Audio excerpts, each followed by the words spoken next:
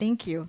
Thank you all for coming to my talk. My name's Angeline Aguinaldo, and I'm a PhD candidate at the University of Maryland, College Park in the Computer Science Department.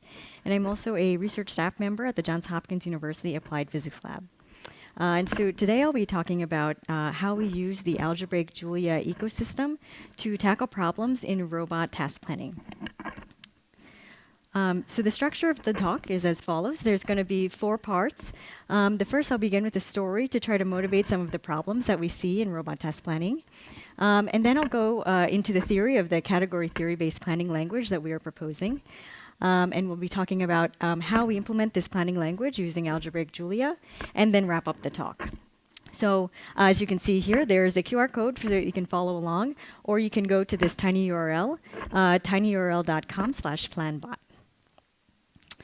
So as I said, I'll be starting with the story. And so this story is about a robot named PlanBot. PlanBot is a robot that has the ability to determine what sequence of actions it needs to take in order to accomplish a plan. And this is typically known as robot task planning. These are finite actions that you draw from a library to determine what sequence in order to accomplish the goal. And so one day, PlanBot decides that it wants to accomplish the task of making a sandwich.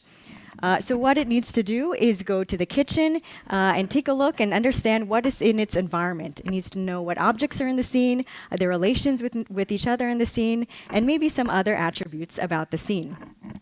So the first thing that PlanBot would need to do is assess the scene using its senses, otherwise known as sensors or image sensors or whatever sensors that you're using in your robotics. And what it will come out to is just maybe some matrix of numbers or whatever sensing protocol you're using, some version of that. And so thanks to the last 10 years of computer vision research, we are getting closer to a position where we can take these computer vision outputs or these vision sensor inputs and produce some sort of symbolic representation of the world. And so what you can see here is that PlanBot is able to understand the world in terms of a list of facts. It knows that there's an object called lettuce slice. It knows that that object is clear and it's on the table. There are also a few other objects, such as a tomato slice. Let's see what else. We have a plate, we have a knife, and we have a couple of bread slices. And all of these items also have associated attributes, such as the mass or the temperature or the material. And as I mentioned before, some facts about the relations of that item relative to the world. So if it's on the table or if it's clear and so forth. So now that PlanBot can see the world in terms of these symbolic facts, it's now in a position to ask, what's the plan? So typically, PlanBot would need to do a couple of things in order to actually compute a plan using this representation. And as you saw in the world representation, the facts seem to be according to some structure or predefined language. And this language is determined by these predicate templates. So you can see here we have some predicates, such as object, receptacle, tomato slice, some of the things we've seen already. But then there's other predicates, such as the temperature and mass, as well as predicates that involve two symbols, like is part of or on one another. So on one thing is on another. And these templates serve as a way to structure our representation of the world, as well as our action models. And this syntax is clearly not Julia. It's actually in the form of the Planning Domain Definition Language, otherwise known as PDDL. This is the most commonly used representation language for robot task planning, and it goes even beyond applications beyond robotics. So as I said, we can structure the world using these predicates, and we can also structure our actions. So as I mentioned before, robot task planning involves drawing from a list of action or a finite set of action models and determining what sequence to apply them. So let's say that PlanBot has in its action model the notion of a stack action. The stack action has couple of parameters, or two parameters. It also has a precondition, and it also has an effect. And so what happens in the algorithm is that it needs to take this action, take a look at all its preconditions, and then compare the preconditions, every or predicate statement within the precondition, against the world state. So what it would need to do is say, let me find a fact that resembles the symbol of clear and some symbol. So clear and lettuce slice it can find, and then it could match it against holding bread slice. And so once we've identified a match within our world state, we can then go to the next step and apply the action. And so to apply the action, what we need to do is take a look at what is the instructions provided in the effect. So the effect has a set of predicates. Here there are 5. 3 of them do not have a not in front of them, and if it has a not in front of it, it means we are deleting that predicate from the world state. So in this case, we can see that the effect of this action has inserted the predicate of arm empty within the world state. It also is inserted the predicate about the bread slice being on the lettuce slice. And it also included the clear predicate, which means that the bread slice is clear of any object. If you had noticed, it actually also deleted 2 facts, which is the fact that something is, the under object is clear, and that the object that PlanBot was originally holding is now not being held. So what needs to be done after in most planning algorithms, after every action is applied, we're checking whether the goal has some inclusion within the world state. So what that would mean is that we would need to see if there are symbols that are included in the world state that are contained within our goal. So from the left, we can see that the goal is to create a tomato and lettuce sandwich on a plate.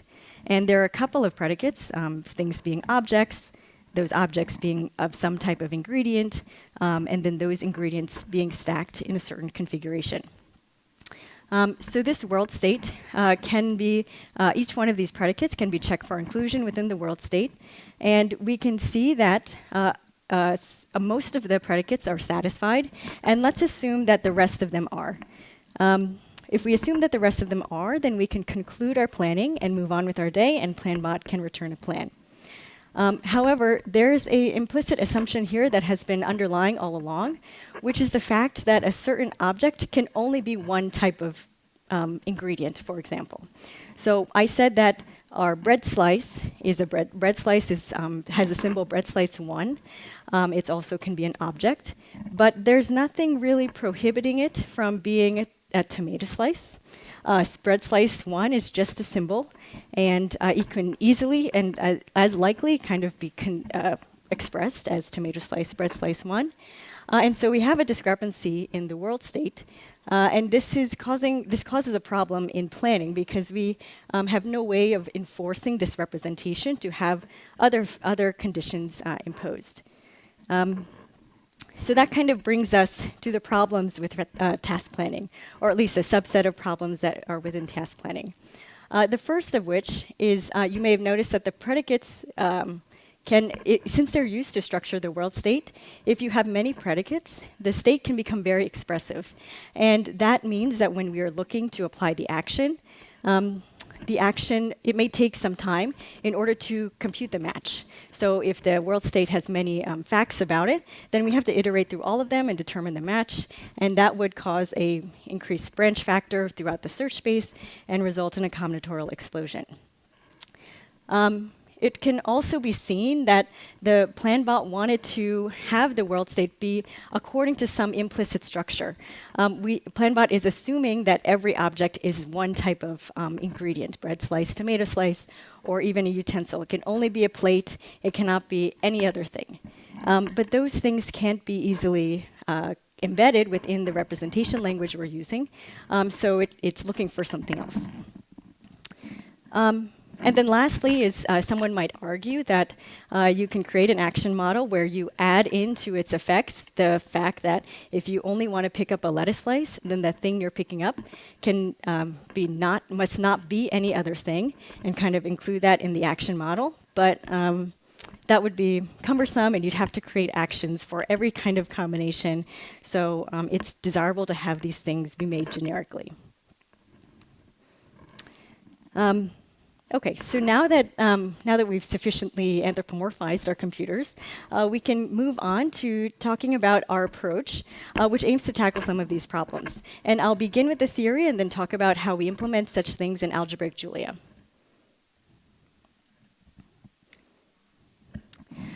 So the main concept of our approach is the fact that the actions, instead of being these preconditions and effects, which are sets of predicates, are now a triplet of structures. And these structures are what's called functors, which I will describe in a little bit. But the top row here is describing the action model or action rule. And all the way to your left is the precondition, which includes a shape or a structure that will match within the initial state. And then to your right, there's an effect, which consists of another structure that we will be using to replace what we've matched in the precondition.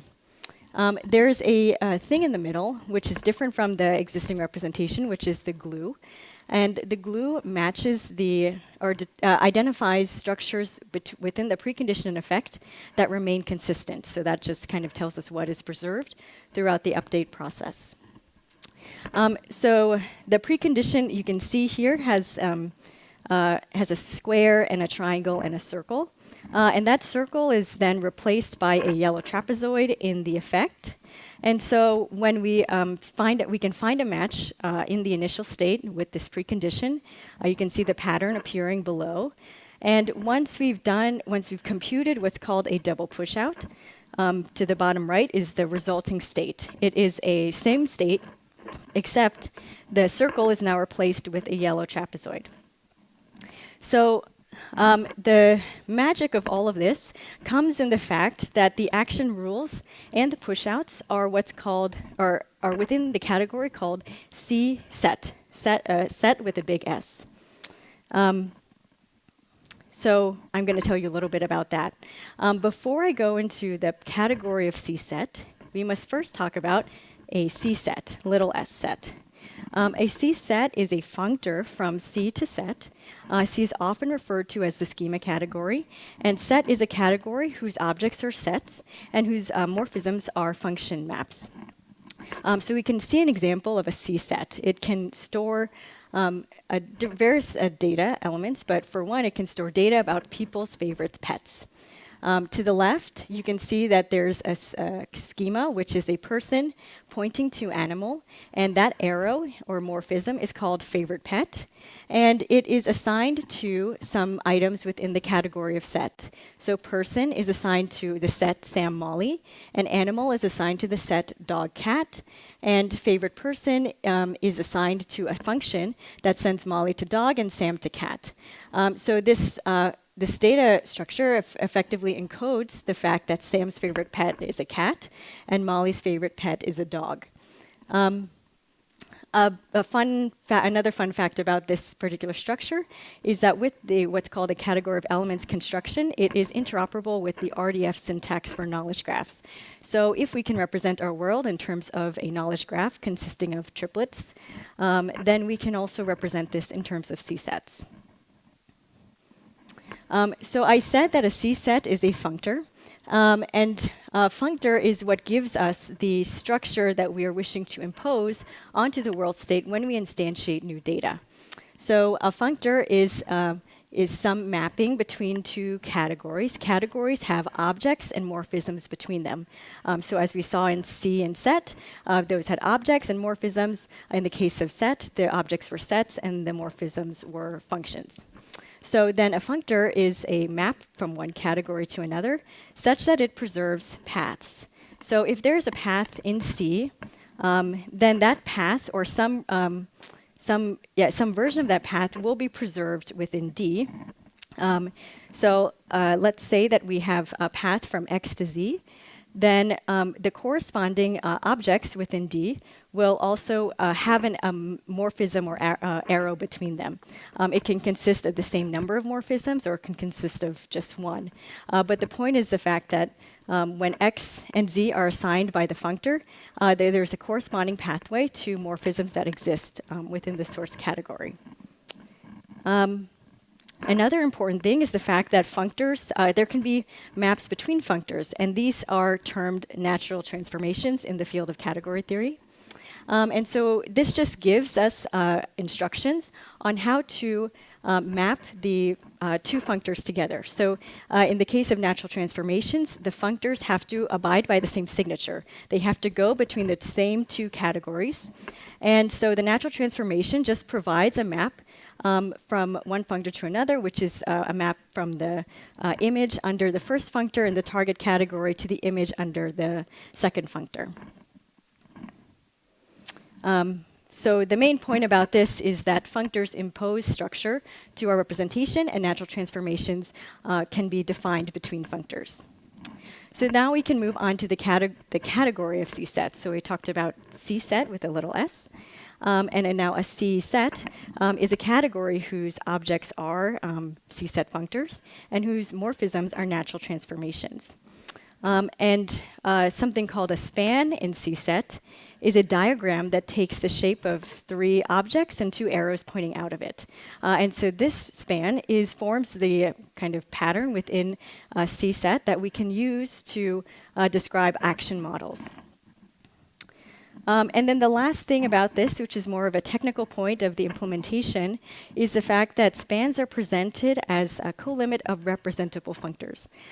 It's a technical jargon term, but what it just implies is that any related structure or connected structure to the identified objects in the action model are also included in that structure.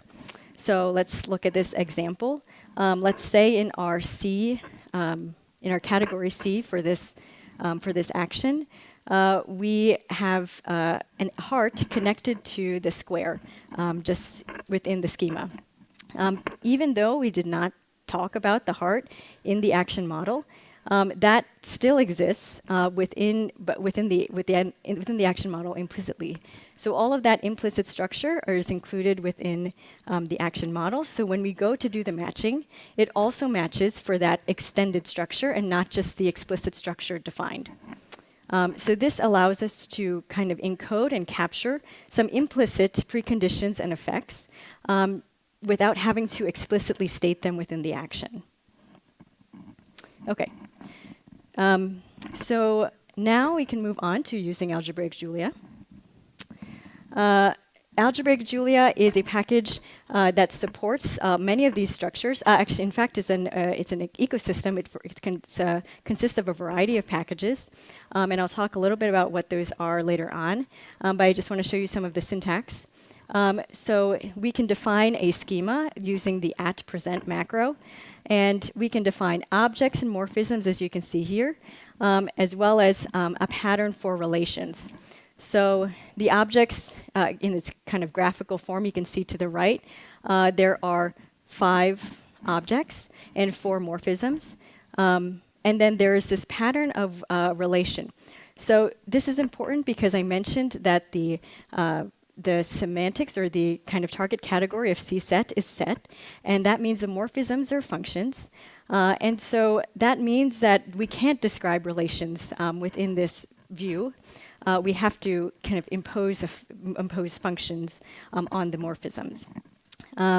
So that means we have to come up with a different way of describing relations, and that's through the use of this pattern. So the in-on object serves as a relation, and there are 2 morphisms, one pointing to the left of the relation and one pointing to the right of the relation. So that's just something to note here. So once we've described the schema, we can now instantiate some data according to it. So in order to do this, we can use what's called the @colim macro. And this gives us a way to kind of assign symbols to instances of data that are aligned with our objects and morphisms. So as we can see here, we can instantiate a scene that has a countertop and a stool. And it can also have a bread loaf and 3 bread slices. And so we also want to say, for example, that the three bread slices are part of a bread loaf, brand Nature's Own. It's American brand. And also the fact that the bread loaf is on the countertop. We can do that through the relation. And then we can also say, kind of assigning each of these objects to some abstract thing for the sake of, to respect to the schema.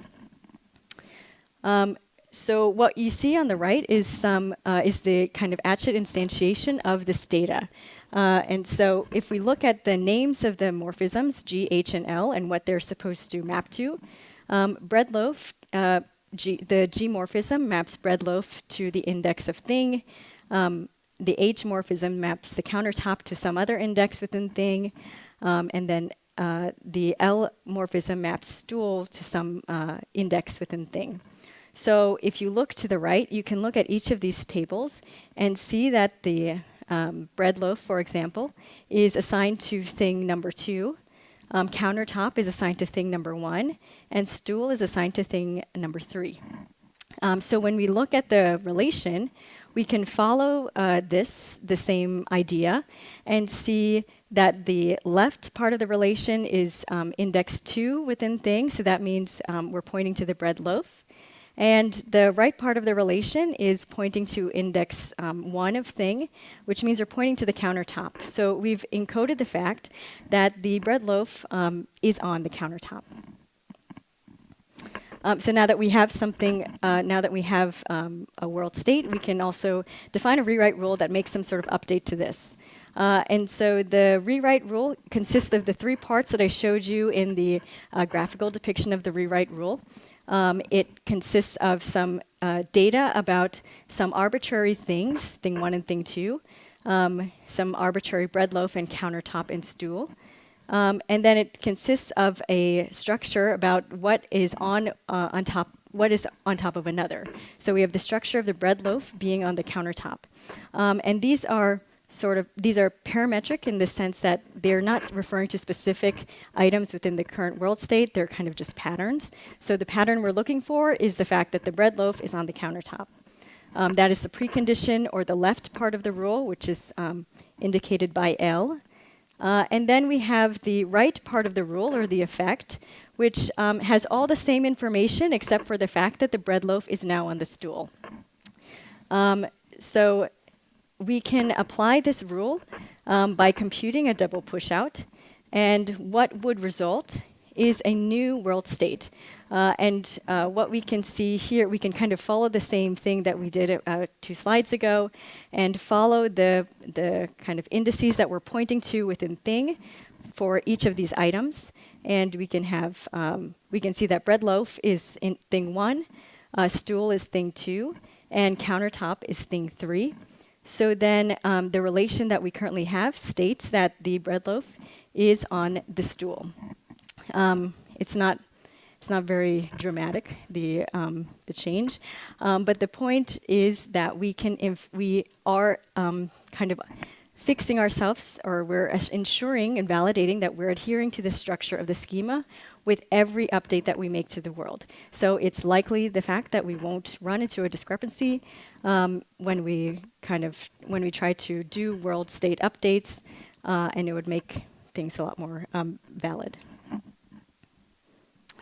Okay, so just to wrap up, I mentioned a couple of things. I mentioned algebraic Julia, and algebraic Julia consists of many packages. I'm just highlighting 4 here, and those are the ones used to describe used to implement some of the code that you saw above. So if you're following along on your computer, you can click each of these boxes and kind of direct to the package. Okay, and then the last thing I want to mention is why Julia for this work. There are a couple of features that we've used for Julia, or we've made extensive use of within Julia, but it's not all of the features, or it's not an extensive list. The first is the metaprogramming. As you saw, we used a lot of macros to describe a DSL that aligns with our category theory framework. We also use multiple dispatch quite extensively, particularly the CSET implementation initially was implemented to only instantiate static data, but we've migrated things in order to support dynamic instantiations of data. So that means we don't need to kind of instantiate all of the data up front first. We can add data to our CSETs. And the last thing is that it's fast. The morphism search to do the matching between structures is very computationally intensive, and it's frequently invoked. So it's very important that the language that we're using is fast. So this is just a summary of the work. Before I get kicked off the stage here, I just want to make sure I throw up the contributors and collaborators that we've had. So all of this work is thanks to the support of all the work of other people as well. Okay, thank you. Thank you, Angela. So you're probably open to answer some questions? Oh, yes, of course. Open to answering questions.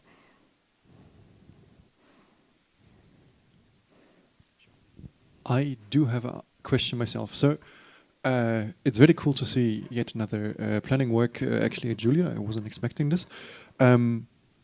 I'm not quite sure what you get from this category theory modeling approach in comparison to just modeling as an ontology. I mean, you even showed the ontology and the knowledge graph and whatnot.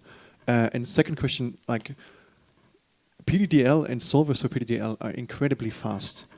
Does this, like, if you just ground it out and like if you just model everything and just still solve it, is it still, is your approach really faster also in this case? Yeah, it's a reasonable experiment and benchmark. We haven't done that full comparison, the PDDL, into this work. I would say that the benefit to using the categorical structure, however, is the validation piece that you don't. So ontologies, you can describe an ontology, but you don't. When you create instances of the ontology, they're not necessarily validated according to some mathematical theory, suppose. So it would be, I think that the benefit is that you can kind of describe formal semantics for all of the ways that you would want to instantiate the world. Does that answer your question? Yeah. We can talk more if you'd like, yeah.